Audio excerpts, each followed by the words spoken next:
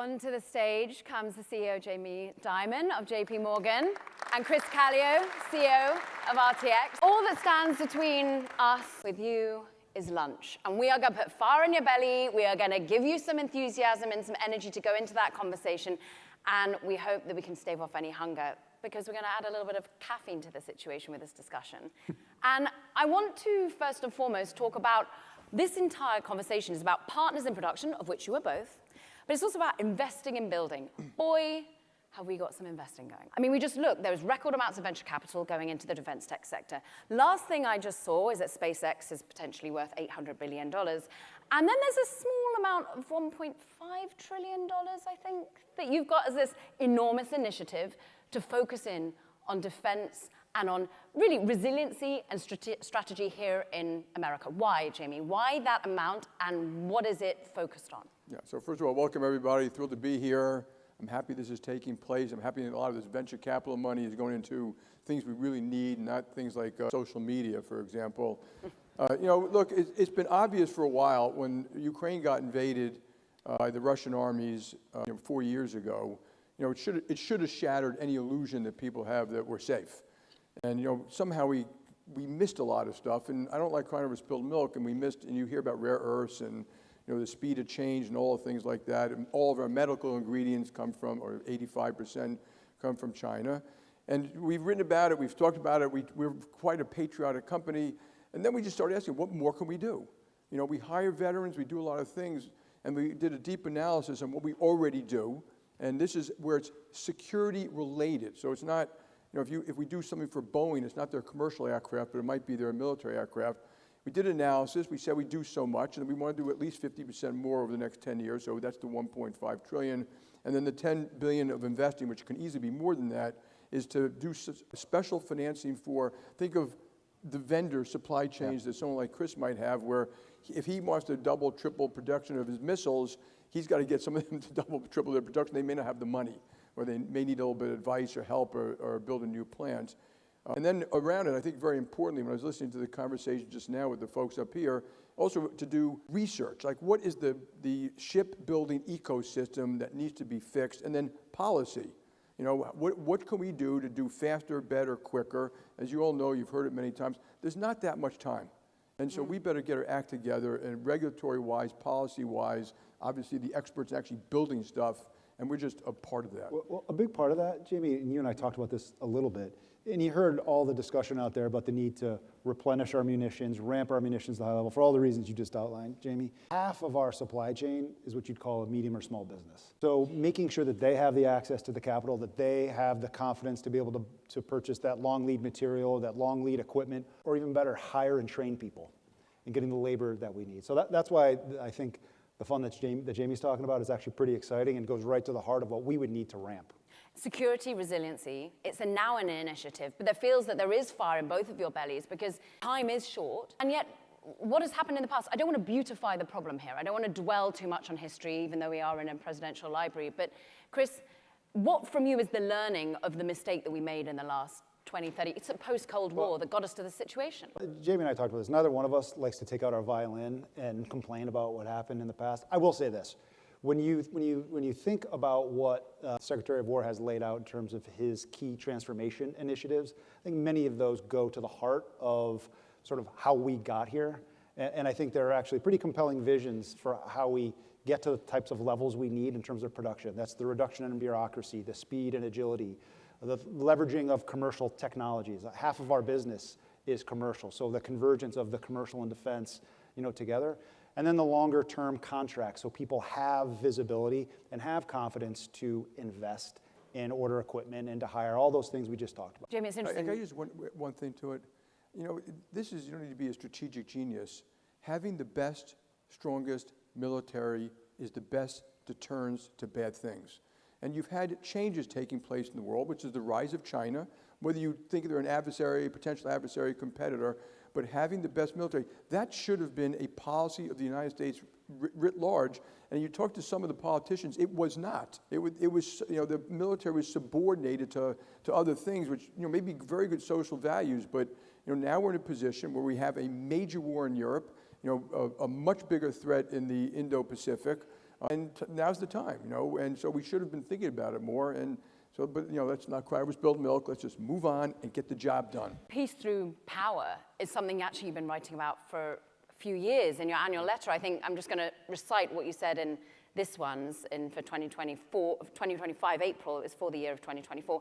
If it were up to me, I would be stockpiling ammunition, air and missile defense, rare earths, and other critical components, importantly to preserve peace. Did something happen? Was it Ukraine, Russia that first made you sit up and think, wow, we're behind? Or was there other anecdotal evidence, Jamie, that you were responding to in that moment? No, it was Ukraine. I mean, I knew it before Ukraine, but Ukraine was an obvious thing. We had, for the first time, there have been a lot of wars since World War II, but they were usually isolated to smaller parts of the world, smaller parts of the GDP, didn't threaten directly some of our biggest allies. I mean, I see Ukraine is here, and last night I met with the ambassador from Estonia, and these people are threatened. This is not the same thing. Now, we in America, we got the Atlantic and the Pacific. We have peace with our neighbors, which is a wonderful, wonderful thing. We feel secure. But these other nations don't feel secure. The thread between Ukraine, and there is a thread, and you can debate this all day long, between Ukraine, Iran, North Korea, China's aid and abetting all of that, their desire to dismantle the system set up by the Western world after World War II to avoid a world war. There's a clear thread there. I was in, you travel, I'm sure you do too, you travel to Japan, Philippines, Taiwan, almost anywhere you go. The question is, will America be there for us if and when the time comes? That's a very big question. That is both economic and military. It's just America. We were like a consistent big brother you can rely on, and we've become a little less consistent. So it was that kind of threat of stuff that now's the time we have to move. A bunch of things changed, and so you changed with it. I would say Ukraine taught us a significant lesson about the fragility of our supply chain and, frankly, of our own ability to ramp. Yeah. I mean, again, orders needed to happen, programs needed to ramp, but there were huge production gaps in some of our major programs, like Patriot, for instance. There was like a 2-year gap. Javelin, multi-year gap. You've got thousands of suppliers that haven't had an order in a couple of years. Well, what do you think happens to that supply base? They either atrophy, they lay people off, they go into other endeavors. Reconstituting that supply chain in a moment where you've got a ramp is quite a challenge. And whose responsibility, therefore, is that? In many ways, Chris, what's so fascinating is you're responsible in many ways for that supply chain.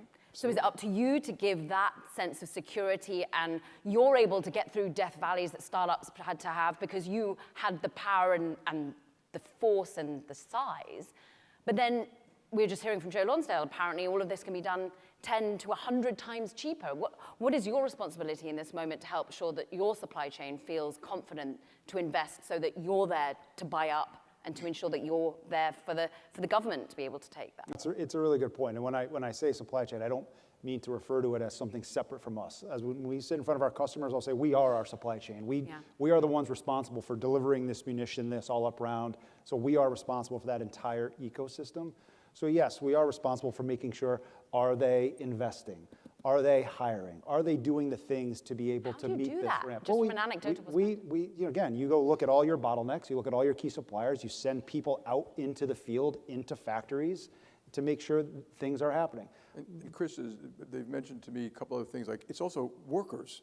Like, for him to do this, he needs workers who are experts in, advanced manufacturing, welding, and things like that. So, and part of the effort should be and will be, that will be philanthropic. So if if you need to build more welders, then we may go in and help double that welding school. Do something like that creates the ecosystem. And this is what happened, by the way, before World War II. Before we got involved in World War II, you got Freedom Forge. It's a book I haven't read yet. A bunch of generals gave it to me. I am going to read it, and I'm going to double down again. To just get America's got to get its act together. Well, Tim Cook would say he doesn't have the labor force to make an iPhone in the US, and I know you don't want investment going into like social media, but what is it therefore that gets the labor market into the place we need it to? Because boy, do we not have the engineers that we need in defense tech. We don't have the manufacturing skills to put into what we want to scale up from a footprint perspective. First, I think we've got to continue to invest in the training and development. We've got a number of partnerships with trade schools, community colleges, where we help shape the curriculum for what we need today. Not everyone needs to go to a four-year college, and we want to show people that there are high-paying, highly skilled jobs in defense and commercial aerospace manufacturing, and how do we tailor the curriculum to draw those people that have those skills. The second piece is that's only going to get you so far. And so when we talk about innovation and investment in technology, underreported is the advanced manufacturing that we've got to invest in. There are a number of defense tech companies here that are in advanced manufacturing, many of which we've invested in, and they are actually in our supply base. How do we continue to leverage the advancements they are making in advanced manufacturing and digital technologies to help us relieve bottlenecks and just, again, ramp production faster to make up for that shortfall in labor? The labor is only going to get you so far. You're going to need technology in our shops as well. On the labor front, as I know this is something you think about a lot, are we thinking about it as early as we should be in terms of like primary education? At what point do we need to re-kilter the way in which people are coming out of formal education in the U.S.? If I could change one thing, I start right away. Like I would go to K to 12. And I'll give you one example. There's a school I grew up in Jackson Heights, Queens. There's a school right next to that in Queens called Aviation High School, which you're probably familiar with. A lot of people go there, minorities from all around the city. Their parents make them go, by the way. They regular high school, math, science, history, et cetera. But they also learn how to maintain a small Cessna aircraft, hydraulics, electrical systems, engines, et cetera. I think 1,000 kids or 500 graduate a year. 95% get jobs making $70,000 to $80,000 a year. That is what we should be doing. It's different types of schools, different training, but every school should be looking at the output of what jobs are these kids getting, and then work with local business, collaborate, because we know collaboration works better than anything, as opposed to keep the education system separate from the employment system and what jobs. And once you start asking a principal, did your kids graduate? Did they get jobs? How much do those jobs pay? That'll be pretty powerful. And maybe we can have policy to do things like that. Chris, But there are examples like that around the world. We just have to deploy it, effectively in the United States. How much do you have to pay for entrance at the moment, Chris? How much are you thinking that it's about showing there's a good salary at the end of this? Frankly, that's not even the concern, because the demand is there. The demand is there on the defense side. The demand is there, again, half of our business is commercial aerospace. So we need that highly skilled labor, and we're willing to pay for it. So it's not a matter of we're worried about what we'd have to pay people from an entry-level perspective. We will pay a full and fair wage, competitive wage, because we need it. The demand is really, really robust, and we've got commitments to a lot of our customers, many of whom are sitting here today, that we've got to make. And so the labor is a big part of that. Labor's a big part. Then there's, as we said, the advanced manufacturing, the innovation.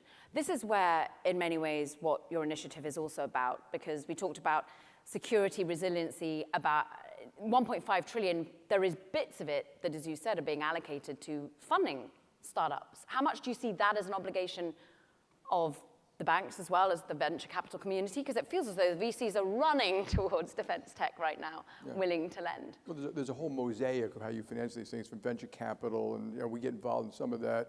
But one of the uplifting things is just listening to folks like Joe Lonsdale, the military. I've met a bunch of companies that are here. It's staggering how good they are, how smart they are, how they're fixing stuff, how they want to do the right thing. So it's already working. It's just we got to get it continue to work. And we'll be in that whole continuum of financing, education, policy, research that can help drive it. We're just part of that system. I mean, there's hopefully a lot of people going to be doing the same stuff. We'll have partners with a lot of people. We'll partner with other banks if we have to. No, we will. Enemies, they're everywhere. They're everywhere. What about, as you said, many startups you've financed with RTX? Would you beef up? Would you buy?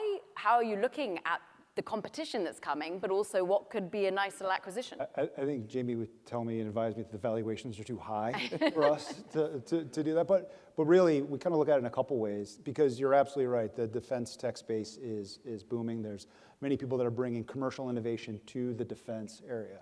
And so, yes, in some cases we are investing, and then we end up using them as a supplier or a partner, do demonstration programs to advance technology.